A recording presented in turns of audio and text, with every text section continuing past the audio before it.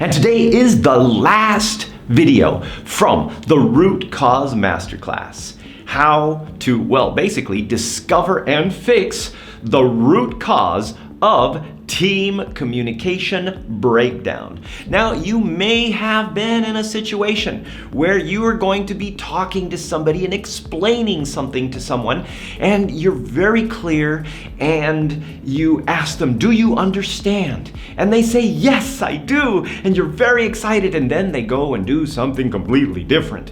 Well, okay, this can also be a little bit frustrating. And then, of course, you end up creating these problems with trust and everything that goes with that. Now, the other thing, of course, is where you explain something and they just kind of look at you and they go, and again, you're frustrated. And all of this ultimately affects how you communicate with people in the future. See, it only takes a few instances of being frustrated or disappointed or basically even judgmental at a subconscious level to ultimately break down all future communication. See, what happens in our brain is that we start to make assumptions about people, and those assumptions kind of last. And that means that if you essentially feel that somebody is, well, less than intelligent or doesn't have common sense, that means that you're going to consistently see that in that person. You're going to look for that in that person because you've got this part of your brain that is constantly trying to make you right, okay? That ultimately takes the references that you have already and tries to apply them to everything. So you may have noticed this in maybe a relationship. In the beginning of a relationship, you think, wow, this person is so amazing and everything else. And you know what? Your brain is looking for all the reasons why they're like super amazing, even though your friends might be telling you they're not that great and there are some fundamental issues, which maybe you eventually discover in the future, right? But the same thing happens with teams and, for that matter, relationships. So how do we fix this? How do we find the root cause? Well, ultimately,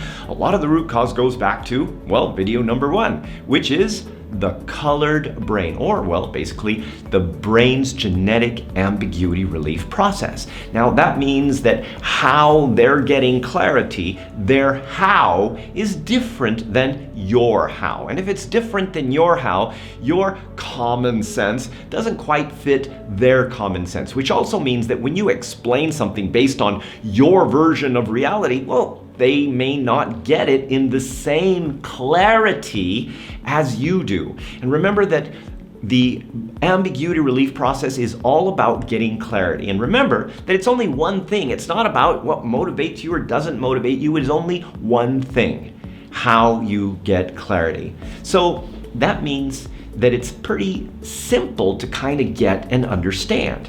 And so what happens is that if you want to fix this, simply getting people to understand their colored brain, their fundamental way of how they interpret information, how they approach things in order to get clarity, that in itself, that simple one thing is going to give you insights as to, well, why maybe they just don't get you.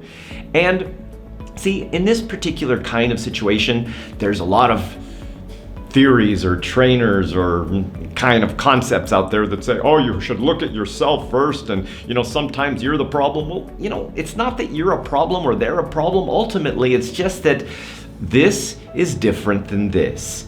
And by understanding yourself first, understanding who you are and how you interpret information, that helps you to ultimately manage your expectations. Because sometimes, you expect things to be conducted in the same way that you see as reality, as correct, as the right way. And so by managing your expectations, you're a lot more patient, less frustrated, which means that you're using the intelligent part of your brain in order to deal with problems, in order to essentially help other people to get clarity in their way, rather than expecting them to see it in your way. So that means it's not about their intelligence or your intelligence. Sometimes it's just about how you do things. And by connecting with the Colored Brain Communication Inventory and getting everybody else on the team to be able to see who is what color, who's in your danger zone, and all of these different things, then what happens is that people basically understand each other. And more importantly, they understand themselves. And by having this combination of awareness, you as an individual, no matter where you are in the team, are going to be able to help set people up for success instead of accidentally setting them up for failure by, well, basically getting them to or expecting them to do things or see things or interpret things the way that you do. So, Colored Brain Communication Inventory, okay? Get the whole team involved, connect everybody, you can see everybody there, okay? Create the awareness, and within that awareness, you are now set up to set each other up for success, to manage your own expectations, and ultimately to expand what's called your circle of tolerance so that you are able to get less frustrated and use the intelligent part of your brain more actively. This is Arthur Carmazzi wishing you great success.